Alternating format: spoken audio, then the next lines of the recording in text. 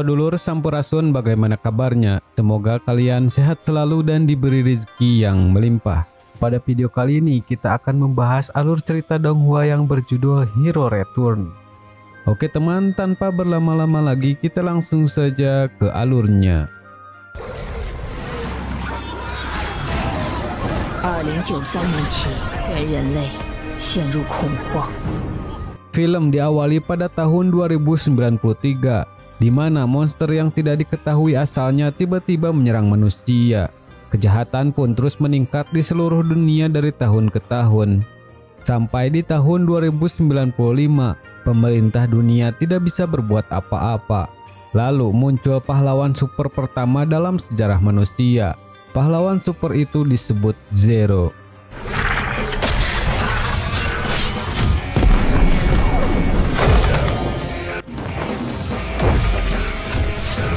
Ia mengalahkan kekuatan gelap yang tak terhitung jumlahnya, menangkap penjahat satu persatu dan mengalahkan banyak monster.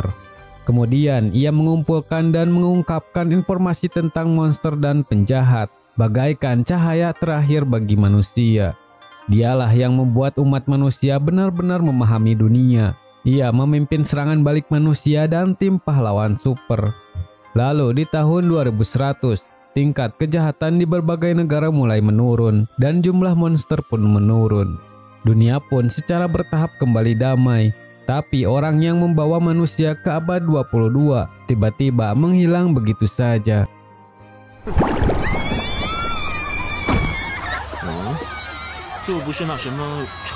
Lalu scene berpindah 5 tahun kemudian, di mana kita diperlihatkan seorang anak muda yang bernama Linji. Ia adalah pahlawan Zero tersebut, tapi untuk suatu alasan ia memilih menyembunyikan identitas yang sebenarnya. Dan sekarang ia diusir oleh adik perempuannya untuk mencari pekerjaan. Di saat mencari pekerjaan, di sana terlihat ada sebuah konser seorang pahlawan dari keluarga Shisen. Tidak lama ada beberapa orang yang berniat membunuhnya. Mereka menyebut anggotanya sebagai Black Hand. Ia adalah salah satu penjahat buronan berlevel C.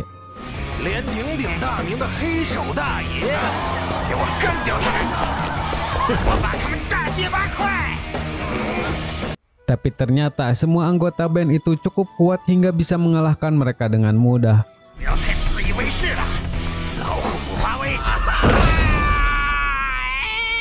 Shisen memberikan kesempatan penjahat itu untuk segera pergi. Namun Linji tidak ingin hal berbahaya seperti itu terjadi lagi. Ia menangkap si penjahat untuk dibawa ke pengadilan departemen khusus. Kembali sebelum kejadian, ternyata Shisen menyewa Black Hand untuk berpura-pura menyerangnya. Tujuannya adalah agar ia bisa dipromosikan ke peringkat B. Namun setelah melihat borgol polisi itu, ia mengira Shisen telah menjebaknya. Ia sangat kesal dan memperlihatkan kekuatan aslinya.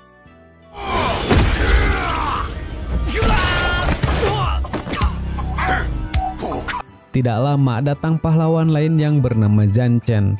Ia dengan gayanya akan melawan penjahat kelas B, sedangkan ia sendiri adalah pahlawan kelas E. Hingga akhirnya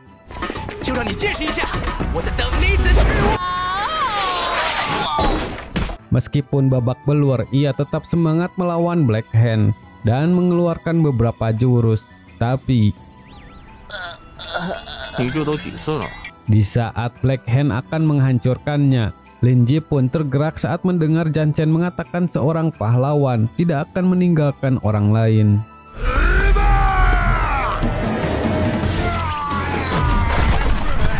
Dan dengan satu serangan saja, ia membuat Black Hand pingsan. Melihat kemampuan Linji, Zhan Chen memintanya untuk bekerja sama.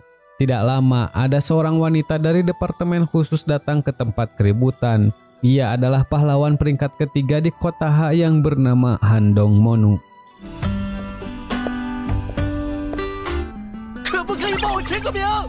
Zhan Chen menjelaskan semua kejadian di sana. Lalu ia mengatakan ia dan asistennya telah mengalahkan Black Hand. Tapi ternyata Linji sudah pergi dari sana. Berpindah pada Linji. Saat ia pulang ke rumahnya, ia melihat adiknya yang bernama Lin tengah menolak seorang pria yang selalu menginginkan ia menjadi miliknya. 你只能是我的。 Linji menanyakan mengapa ia menolaknya padahal ia sangat tampan. Pria tadi itu adalah CIA yang bernama Long Wangfeng. Alasan Lin menolak Wang Feng adalah ia sangat menyukai sosok Zero. Dan tentu saja hal itu membuat Linji ketakutan jika sebenarnya ia adalah Zero. Kemudian Lin menanyakan soal pekerjaan Linji. Di sana Linji sangat kebingungan karena ia masih tidak mendapatkan pekerjaan. Lin sangat marah karena Linji sudah lama tinggal di rumah dan ia tidak mau membantu pekerjaan rumah, tidak mau mencuci piring, mencuci pakaian, bahkan kamarnya seperti tong sampah. Linji sangat kesal mengatakan ayah dan ibunya saja tidak mengatakan apapun. Lin sangat kesal, tentu saja orang tua mereka tidak akan mengatakan apapun karena mereka sudah meninggal 10 tahun lalu. Di saat mereka terus bertengkar, tidak lama Jan Chen datang menemui mereka. Ia datang ke sana untuk mengundang Linji menjadi seorang pahlawan. Di sana ia masih ingin Linji menjadi asistennya. Ia menjelaskan menjadi pahlawan tidak hanya menyelesaikan masalah pekerjaan tapi juga mendapatkan bonus. Dan dengan menjadi asistennya, grup Xiaoxi akan membayar gaji mereka. Mendengar pekerjaan itu mendapatkan bonus dan gaji, Lin sangat bersemangat menyerahkan Linji pada Jan Chen. Di sana Linji mau tidak mau harus mengikutinya. Kemudian mereka pun pergi ke tempat departemen khusus pahlawan. Di sana terlihat patung Zero dan beberapa pahlawan lainnya yang berlevel SS. Namun Linji tidak pernah mengingat ia pernah bertarung dengan mereka. Jan Chen memberitahu setelah 5 tahun Zero menghilang, undang-undang pahlawan sudah dimulai. Pemerintah dunia mengusulkan RUU membagi pahlawan sesuai dengan keefektifan dan catatan pertempuran mereka. Pahlawan terbagi dari yang tertinggi sampai terendah. Namun hasil RUU itu menyebabkan banyak pertikaian antar pahlawan dan banyak pahlawan pergi karena hal tersebut. 两位请进。随便战士嘛。 Di sana ia bertemu dengan pahlawan peringkat B yang bernama Yatan. Ia dengan semangat untuk menguji Linji. Jika ia bertahan dalam menahan serangannya selama 3 menit, maka Linji akan lulus. Tentu saja hal itu adalah perkara mudah bagi Linji. Ia mengatakan bagaimana jika ia mengalahkannya. 没有实力的人能来这里挑战，看来刚才并不只是属于。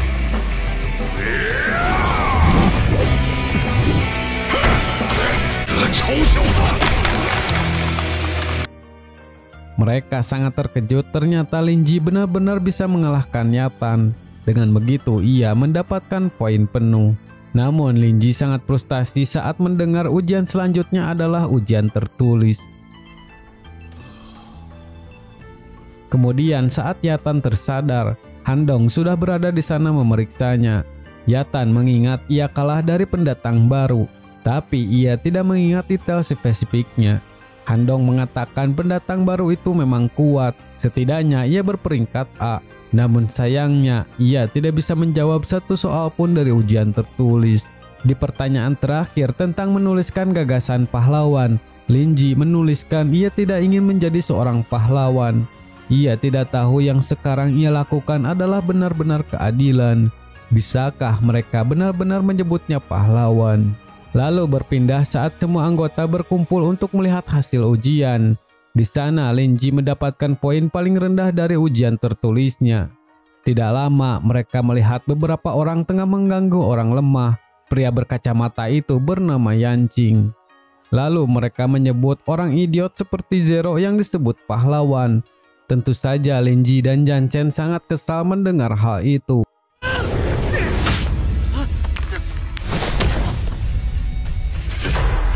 Kemudian ada seorang pria lagi yang menghentikan mereka. Ia bernama Shishan.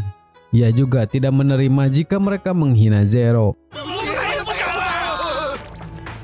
喊我13就行，举手之劳小意思。 Yanqing sangat berterima kasih karena berkat Shishan ia bisa bebas dari mereka. Meskipun Shishan hanya pahlawan kelas E, tapi orang-orang sangat ketakutan terhadapnya. Shishan sangat senang karena ini pertama kalinya ada orang yang mau mengobrol dengannya setelah beberapa tahun. Linji merasa kasihan melihat Shisan yang tidak mempunyai teman. Shisan mengatakan ia mempunyai teman dan temannya adalah 这么大，我还是有的。 Mereka sangat terkejut Shisan menganggap karakter Tudi sebagai temannya. Namun ternyata Linji juga seperti dia. 魔法少女定力契约啊！ Shisan sangat bersedih karena mereka adalah orang pertama yang mau berteman dengannya. Yanqing menanyakan seperti apa kemampuan Shisan. Kemampuan Shisan adalah pembawa sial. Hal itu membuat orang-orang di sekitarnya akan tidak beruntung. Julukan pembawa sial sudah hampir terkenal di wilayah itu. Ia menceritakan saat masih di panti asuhan dulu. Tiba-tiba suatu hari panti asuhannya terbakar. Ia berhasil selamat dan dikirim ke panti asuhan lain. Namun dalam beberapa hari kemudian, panti asuhan tersebut terendam lumpur karena longsor. Dan dari sekian banyak orang, hanya ia sendirilah yang selamat. Setelah itu, kemanapun ia pergi akan selalu menyebabkan sial. Mendengar semua cerita Shisan, Linji dan yang lainnya pun sedikit menjauh ketakutan. Tapi ia juga mempunyai sedikit keberuntungan, yaitu saat ia diselamatkan oleh Zero ketika bertemu monster. Sejak saat itu, ia memutuskan untuk menjadi seorang pahlawan seperti Zero. Ia mengatakan hal itu sambil meninju tiang sebagai ekspresinya. Dan tiba-tiba kesialannya aktif.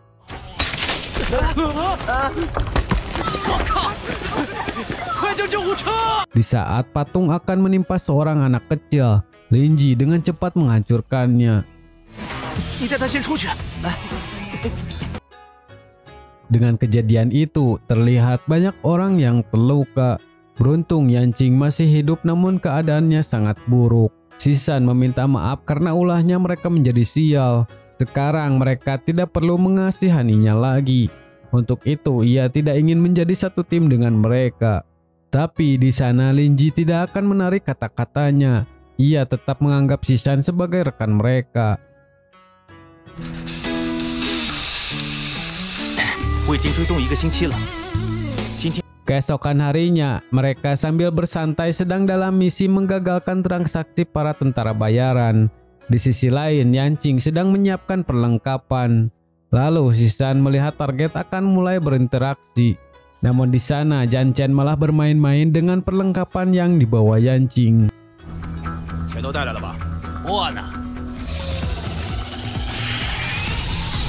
Terlihat mereka mempunyai alat yang bisa membuat monster lumpur. Tidak lama, Yanqing dan yang lainnya bersiap menyerang mereka.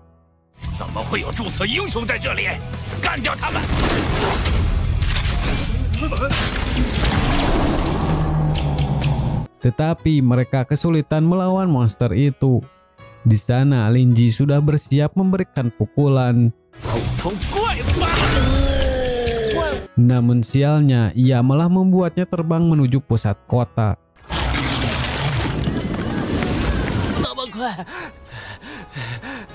Kemudian Janchen mempunyai alat untuk mengalahkan monster itu. Alat itu dinamakan alat pemurnian air. Meski ia terlihat bodoh, tapi senjata yang ia beli ternyata sangat ampuh. Dan yang lebih mengejutkan lagi adalah air yang keluar dari monster itu telah membersihkan bangunan, pakaian, penyakit pinggang, bahkan flek dan jerawat pun hilang. Setelah menghancurkan monster, ada seorang anak yang muncul dalam tubuhnya. Karena kasihan, mereka pun memutuskan untuk merawatnya. Linji menanyakan nama dan siapa orang tua anak itu. Namun anak itu tidak mengatakan apapun. Tidak lama, Handong datang berkunjung ke rumah Janchen. Tujuan ia datang ke sana adalah untuk memberikan informasi mengenai anak tersebut. Diinformasikan dalam beberapa tahun lalu, perusahaan evolusi genetik sudah banyak badan amal didirikan di seluruh dunia untuk tempat anak-anak tunawisma yang terlantar. Tapi tujuan sebenarnya adalah untuk mendapatkan manusia sebagai bahan eksperimen. Dan gadis kecil yang ia bawa adalah salah satu dari eksperimen itu. Ia adalah satu-satunya eksperimen yang berhasil bertahan hidup. Mendengar hal itu, Lin Ji sangat geram dengan perbuatan mereka, sampai ia lupa mengendalikan dirinya. Han Dong menjelaskan selama bertahun-tahun, ia menargetkan perusahaan evolusi, dan juga ia banyak memamerkan aktivitas pahlawan. Namun semua telah diperhatikan pihak lain sebelumnya. Karena itulah ia sendiri melakukan penyelidikan mendalam. Saat penyelidikan berjalan, akhirnya ia menemukan sebuah kebenaran. Ternyata sekutu musuh adalah petinggi asosiasi pahlawan sendiri. Dan semua akar kejahatan berasal dari presiden asosiasi yang bernama Ouyang Rui. Bagi perusahaan evolusi gen milik Ouyang, gadis kecil itu merupakan subjek yang sangat penting. Mereka pasti akan menangkapnya kembali dengan cara apapun. Singkatnya, mereka pasti akan mengirim pembunuh profesional.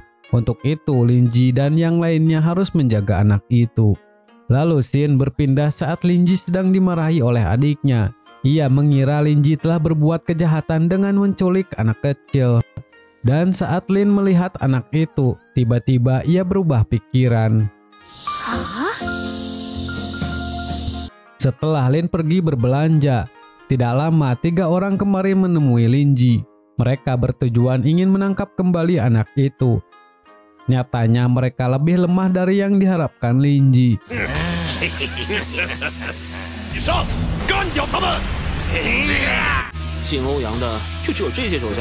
Setelah itu mereka kembali untuk menjemput Lin. Lin memanggil anak itu dengan sebutan Mumu. Ia meminta membiarkan Mumu tinggal di rumahnya. Lin Ji sempat kebingungan karena kasusnya belum terselesaikan dan mungkin akan berbahaya. Tapi ia terpaksa karena Lin sangat menginginkannya. Berpindah ke tempat Ouyang, ia sangat kesal orang-orang suruhannya tidak bisa mengatasi Lin Ji. Kemudian satu bawahannya yang bernama Gan telah bersiap akan melakukan rencana.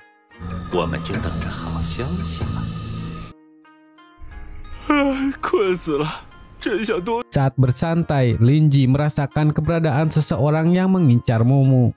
Lalu ia dengan cepat sudah berada di belakangnya.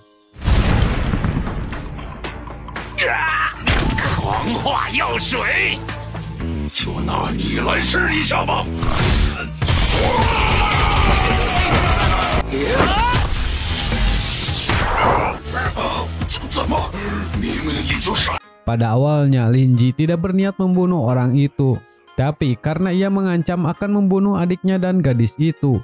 Di sana Lin Ji sangat kesal dan berubah menjadi sosok Zero.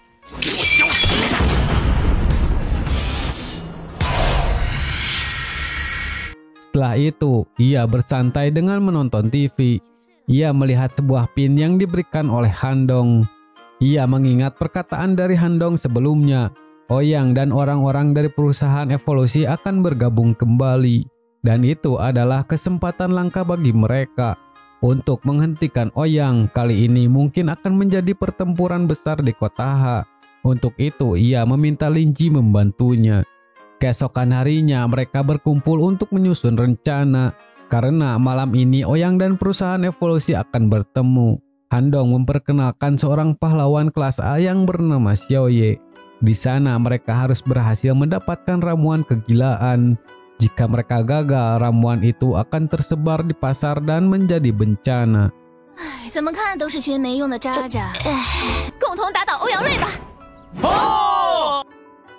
Scene berpindah pada malam harinya, di mana Ouyang tengah menunggu orang dari perusahaan. Tidak lama orang dari perusahaan yang bernama Zhu Liji datang bersama wanita ninja. Namun para pria berotot yang membantu Han Dong pergi tanpa aba-aba. Di saat mereka akan kabur, Xiao Ye berhasil menjatuhkan pesawatnya. Tapi ia terkena beberapa tembakan dari bawahan Ouyang.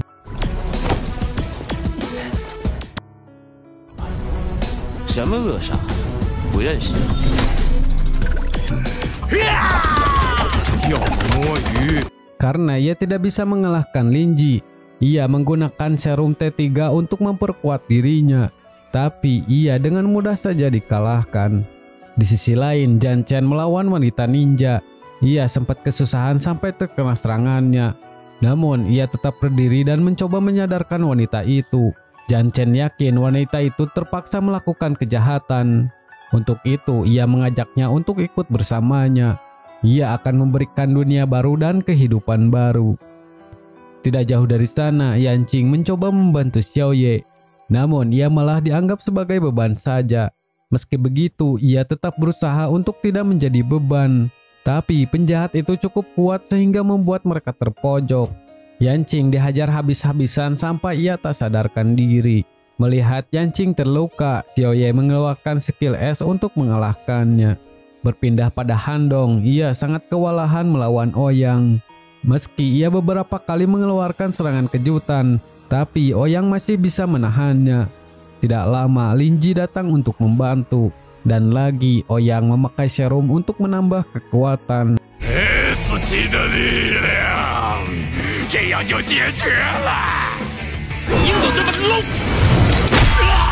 Kemudian ia mempermainkan Ouyang dengan santai dan mengakhiri serangannya.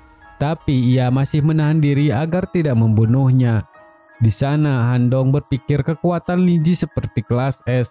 Lin Ji dengan santai mengatakan Tuhan juga tahu. Siapapun tidak ada yang bisa menilai kekuatannya. Keesokan harinya di rumah sakit Yanqing dan Jan Chen dirawat. Setelah pertarungan kemarin, Handong menghubungi asosiasi untuk memberikan pelatihan khusus pada mereka. Mendengar hal itu, mereka sangat bersemangat agar bisa berkembang. Namun tidak untuk Lin Ji. Ia sudah sangat kuat jadi tidak perlu pelatihan khusus. Ia juga mengatakan pada dasarnya mereka tidak tahu apa itu kesepian untuk orang kuat. Xiao Ye sangat kesal mendengar perkataan Lin Ji. Ia yakin kekuatan Lin Ji tidak akan mampu untuk melawan 8 keluarga besar yang terdiri dari level S sampai SS. Dan untuk membuktikannya, mereka akan bertarung di atas gedung rumah sakit.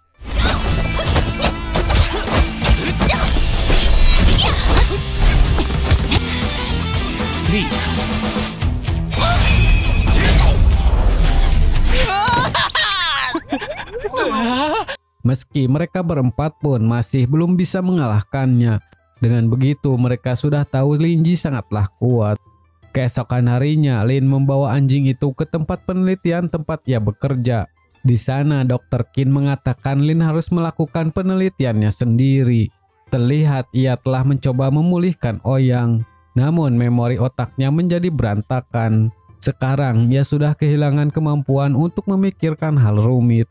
Karena tidak bisa lagi memanfaatkan Ouyang Rui, pria tua itu memilih membunuhnya. Lalu saat pria tua itu akan pergi, ada beberapa orang lagi yang datang. Ia adalah kakak dari Handong yang bernama Dongyang. Pria tua itu mengancam Dongyang untuk tidak mempermainkannya, karena ia masih belum menyelesaikan masalahnya dengan Handong. Tapi kedatangan Dongyang ke sana juga adalah untuk menyelesaikan masalah Handong. Dongyang membawa satu dokter yang bernama Musili untuk melakukan satu proyek. Xin berpindah pada Lin Ji yang menunggu hasil pelatihan teman-temannya. Tidak lama, Dongyang datang memberitahukan ia adalah presiden asosiasi yang baru.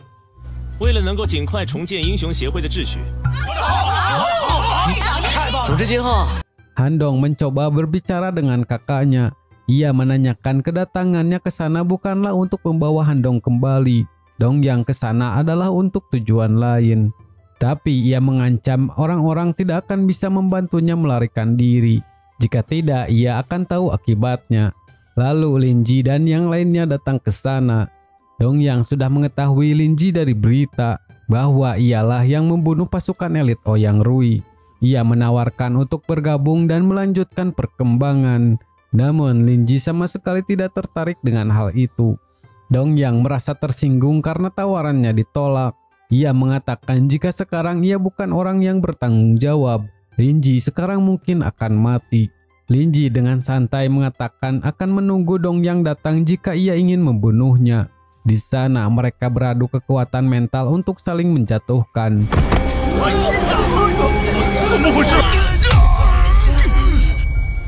Namun tekanan Dongyang bukanlah apa-apa bagi Lin Ji. Ia membalikkan serangan sampai membuat Dongyang muntah darah. Dong yang sangat kesal karena awalnya ia hanya ingin mengujinya saja. Tapi sekarang ia menyadari Lin Ji adalah orang yang sangat berbahaya. 所以还是要多留意一下这方面的事。 Setelah itu mereka berfirasat hal buruk akan terjadi dan sepertinya Handong dalam masalah. Tidak lama Lin Ji menerima panggilan dari Xiaolin. Ia mengatakan eksperimen anjingnya telah berhasil. Sekarang Lin Ji bisa membawanya pulang. Tidak lama Dr. Mu datang ke tempat penelitian. Di sana Lin melaporkan sekarang anjingnya sudah bisa membaca buku pasca sarjana. 那么就请继续抓紧研究吧。 Setelah Dr. Mu pergi, Wang Feng datang menemuinya. Kedatangannya ke sana untuk memberitahu pendukung di belakang Dr. Qin adalah keluarga Dong dan keluarga Ouyang. Mereka mempunyai motif tersembunyi. Lin tidak aman jika terus berada di sana. Untuk itu ia harus segera melarikan diri. Tapi sebelum itu Lin memilih untuk menyelamatkan Dr. Qin. 这都2天了，他还真 Saat malam hari di kediaman Handong, Sisan yang ditugaskan untuk menyelidiki masalah melihat seorang pria yang datang ke rumahnya. Ia adalah tuan muda dari keluarga Ouyang yang bernama Zihao. Di sana Handong menerima beberapa perlakuan buruk darinya. Handong terpaksa menjadi tunangannya untuk suatu alasan keluarga. Tidak lama para pria berotot yang dipimpin oleh Yatan mencoba menghentikan penderitaannya. Namun para pengawal Zihao adalah robot yang kuat. 好好看着，这些人是怎么应？ Sisan mencoba membantu dengan menembak Zihao, namun ternyata ia bisa menangkap peluru dan menyerang balik.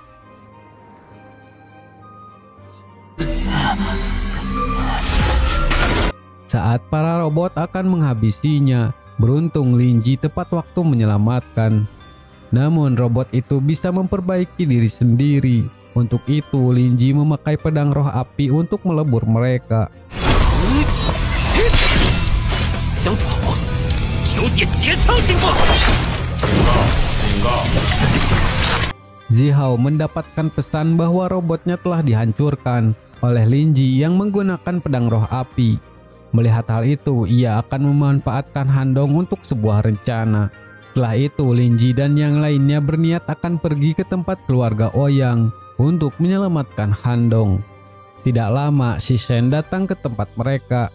Ia mendengar kabar Handong sedang dalam bahaya. Untuk itu, ia akan membantu menyelamatkannya. Kemudian, wanita ninja yang dibantu anjing pintar berhasil menemukan struktur rumah keluarga Ouyang. Mereka akan mengadakan upacara pertunangan besok malam. Lin Ji sempat terkejut karena Handong akan bertunangan. Dijelaskan 80% untuk memenangkan keluhan atas insiden Ouyang Rui. Hal terpenting bagi keluarga besar adalah reputasi. Jadi agar acaranya berjalan lancar, mereka harus berusaha sebaik mungkin untuk melindungi keselamatan Handong. Namun setelah menikah ia tidak tahu apa yang akan terjadi. Mendengar hal itu, Lin Ji sangat kesal karena Handong bukanlah alat tawar-menawar.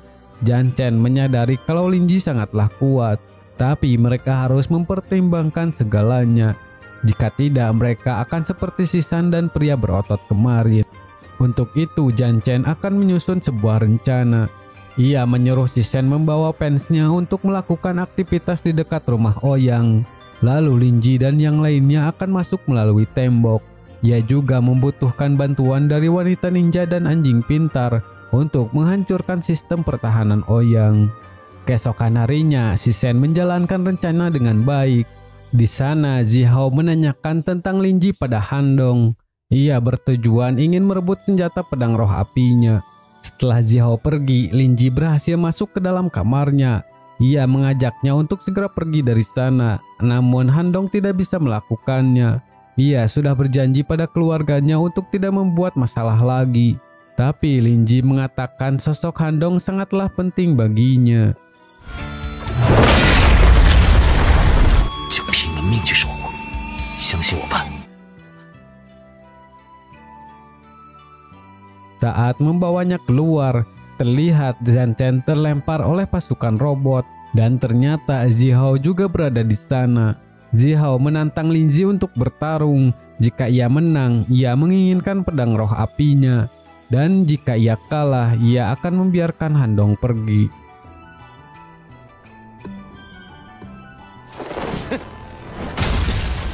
Kemudian berpindah di arena saat Lin Ji mengeluarkan pedang roh apinya. Para petua sangat terkejut, ia mempunyai senjata legendaris yang sudah lama hilang. Tapi Lin Ji mengeluarkan senjata lain jika hanya untuk melawan Zihao.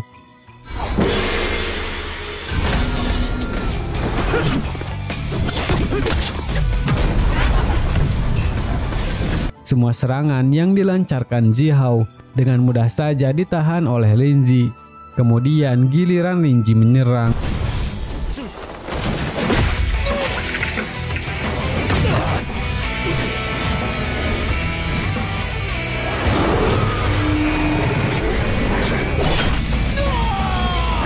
Meski dengan serangan itu, Zihao masih berdiri dan mengeluarkan teknik lain.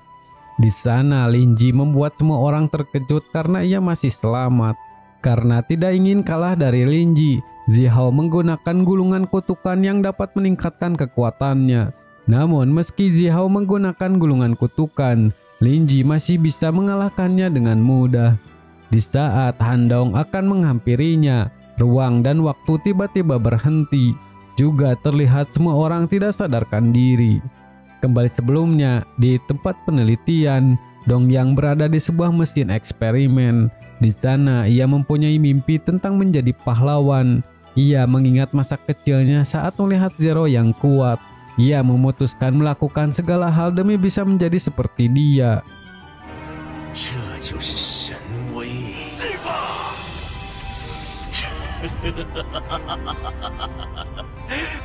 Dengan eksperimen itu, Dong Yang mengira dirinya telah menjadi dewa. Namun ia keheranan mengapa setelah ia menjadi dewa pun, kekuatan spiritualnya tidak bisa menyerang Lin Ji. Dong Yang sangat yakin kekuatannya sekarang akan mampu membinasakannya saat akan menyerang Loh Lin Ji. Di sana ia sangat terkejut melihat beberapa sosok yang berada dalam tubuh Lin Ji. Dan pada akhirnya ia telah membangkitkan kekuatan Lin Ji yang sebenarnya.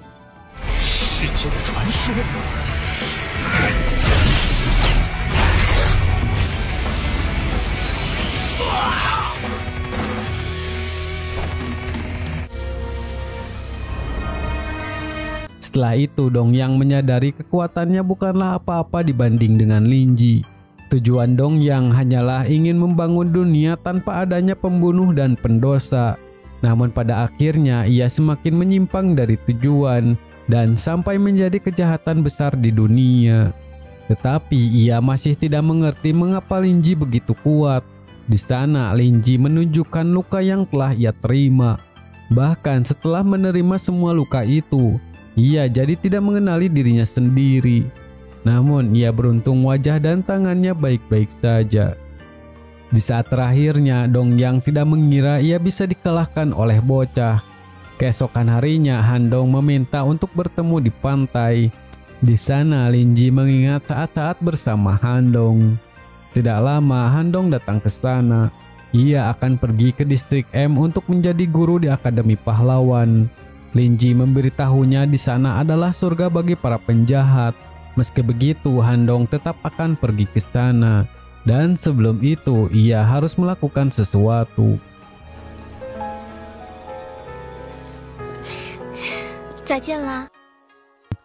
Di akhir film, diperlihatkan seseorang yang dipenjara di pulau terpencil. Ia merasakan fluktuasi kekuatan yang sangat kuat. Ia sangat bersemangat untuk bertemu kembali dengan Zero. Dan film ini pun udahan lur. Jadi siapakah orang yang dipenjara terpencil itu? Oke teman, kita tunggu saja kelanjutan donghua ini yang akan mendatang. Terima kasih sudah menonton video ini sampai akhir. Mohon maaf jika ada kesalahan dalam konten ini. Kritik dan saran silahkan di kolom komentar. Saya pamit undur diri, sekian dan terima kasih.